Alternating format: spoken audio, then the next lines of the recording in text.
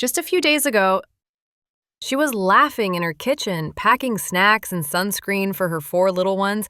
A trip to Disneyland. That's all it was supposed to be. A magical escape for a mother who had carried the world on her back for far too long. Maria Jose Estupiñán Sanchez was a name many knew for beauty, for fashion, for boldness. She was a rising model, a Colombian influencer, a woman who had broken cycles, lifted her family from poverty, and turned pain into power. She had 2.5 million followers, but none of them saw it coming. Because behind the filters, behind the radiant smile and carefully styled photos, was a truth so brutal, so terrifying, that it would shake a nation to its core. It started quietly, with a missed post, a silent phone, and 4 children waiting outside an airport gate for a mother who would never arrive. When Maria failed to show up for the flight to California, her friends assumed she was simply running late. She had been juggling 4 kids, a busy schedule, and a flurry of brand deals. But hours passed, then a full day, no calls, no texts, no updates on her Instagram. Something was wrong. Very wrong. Her sister Angie began calling everyone, hospitals, friends, police stations, even her ex-partner, Jorge Luis Cordoba, the father of her children. He said he hadn't seen Maria. He sounded calm, too calm. But Angie knew her sister Maria would never leave her babies waiting. As the hours turned into days, people started remembering things Maria had posted, subtle things, cries for help buried under captions, photos of her bruised arm that she claimed came from a fall, a deleted video just seconds long showing her crying in a locked bathroom, and a cryptic message weeks before she vanished. If something happens to me, don't let it go silent. Now, that message echoed in the minds of everyone who loved her. On August 5, 2023, police officially declared Maria a missing person. Her family handed out flyers across Bogotá. Volunteers combed the highways, abandoned buildings, riverbanks. But there was no trace. No phone activity, no credit card usage, no CCTV footage after the morning she left home. It was as if she had vanished into thin air. But then, Thornton. A breakthrough. Surveillance footage surfaced, grainy but clear enough to identify Maria. She was seen entering a building in the city center, a location tied to her ex-partner Jorge, but she was never seen leaving. Investigators immediately turned their attention to him, Jorge, a man with a short temper and a long history. He'd once been arrested for domestic violence. But Maria had dropped the charges for the sake of the kids. Now it was all coming back to the surface, and Jorge was nowhere to be found. Police finally located the children, who had been with Jorge's relatives. What the oldest child said changed everything. Papa said, "Mommy went to heaven." The little girl whispered it, clutching a stuffed animal. She then described something chilling, that her father had made them sit in the living room while he locked the bedroom door with Maria inside, that there was shouting, crying, then silence. And when the door opened again, there was no mommy. The police acted quickly. With Jorge now the prime suspect and his location unknown, they launched a full manhunt. They searched his apartment, the same place Maria had last been seen. What they found was horrifying. A deep chemical smell filled the air. The floor had been freshly bleached. The bed was missing sheets. A pillow lay discarded in the trash, soaked in something dark. But there was no body, only the terrible silence of a room that once held life. As forensic teams scoured the apartment, cyber investigators dug into Jorge's phone records, and that's when it all unraveled.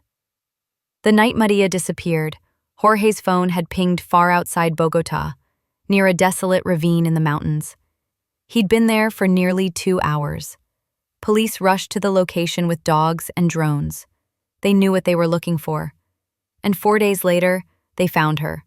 Wrapped in plastic, buried under a shallow patch of soil, was Maria Jose Estupiñán Sanchez. She was just 38 years old. The news sent shockwaves through Colombia. Maria wasn't just a social media influencer. She was a mother, a sister, a daughter. Thousands gathered for her memorial. Fans lit candles and left flowers outside the courthouse. The hashtag Justicia para Maria Jose trended across Latin America. People demanded accountability for Maria, for her children, for every woman silenced by someone who once claimed to love her. Jorge was caught 2 weeks later, hiding in a rural farmhouse. He had changed his appearance, shaved his head, lost weight, bought fake documents. But he couldn't run forever. When officers surrounded the house, he tried to flee out the back. They tackled him to the ground. Even then, he denied everything. He said Maria had left on her own, that she was unstable. But the evidence was overwhelming. DNA, text messages, witness accounts, and the silent testimony of his own children. At the police station, Jorge sat stone-faced. Detectives laid the evidence in front of him. The blood on his mattress, the messages threatening Maria, the GPS placing him at the burial site. Still, he said nothing. Not remorse, not panic, only silence. It wasn't until investigators brought up the children, how they were now in state custody, that something cracked in him. His jaw tightened, his fists clenched, and under his breath, he muttered, "She made me do it." In a formal statement, Jorge finally spoke. He claimed Maria had ruined his life, that she manipulated him, that she was taking the kids away. But it was all projection, the classic language of abusers. He couldn't control her anymore, and that loss of power was something he couldn't accept. So he ended her life, not in a moment of rage, but with chilling, deliberate calculation. Maria's 4 children, shaken, traumatized, were placed under psychological care. The eldest, just 12, began to speak about the months leading up to the murder. He described the fights, the yelling, the way Jorge would corner their mother in the kitchen, yelling threats while they watched from behind the couch. He said something no child should ever have to say. "I knew one day he was going to hurt her." Jorge was charged with aggravated femicide, obstruction of justice, and child endangerment. The courtroom was packed. Activists wore shirts with Maria's photo. Her sister held up a drawing made by one of the children, a picture of their mother with angel wings, surrounded by hearts. Jorge sat quietly in a prison uniform, avoiding everyone's eyes. When the prosecutor showed autopsy photos, many people had to leave the room. Maria had suffered. He had smothered her, then wrapped her in garbage bags and buried her like trash. Jorge's lawyer tried everything. He claimed Jorge acted in a moment of mental instability, that he had been provoked, that the murder wasn't premeditated. But the prosecution had evidence, so much evidence. The shovel he bought days before, the burial pit dug in advance, the deleted texts threatening Maria's life. This wasn't a crime of passion.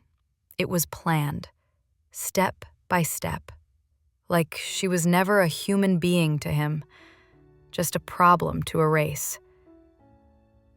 During the trial, chilling details emerged. On the night of the murder, Maria had gone to Jorge's house to drop off the children's clothes. She was calm, trying, once again, to co-parent peacefully. But he locked the door behind her. Investigators believe they argued that he pushed her, smothered her with a pillow, then hid her body in the bathroom overnight, while the children slept in the next room. The next day, he drove to the edge of town and buried her body beneath the scorching Colombian sun, alone, cold, like she didn't matter. For Maria's 4 children, nothing would ever be the same. They ask where their mom is. They draw pictures of her with wings. Sometimes they sit by the window, waiting. But she's not coming home. Family friends describe them as quiet now, withdrawn, older than their years. The littlest one still calls out her name in the middle of the night. And the eldest, he blames himself. If I had screamed louder, maybe someone would have helped. No child should carry that weight. On a quiet morning in July 2023, Jorge was brought back to court for sentencing. He showed no emotion, no tears, no remorse. The judge read the verdict: 45 years in prison, a life behind bars. But nothing close to the life Maria lost, or the life her children were robbed of. Outside the courtroom, dozens of women held candles. They sang, they cried, and they promised, "We will never forget Maria." Maria Jose Estupiñán Sanchez, you were loved, you are missed, and you will never be forgotten. If this story touched you, if you believe Maria Jose deserved better, then please like this video, share it, and subscribe to the channel. Your support helps these stories reach the world and keeps their voices alive. Thank you for watching. Stay safe and take care of each other.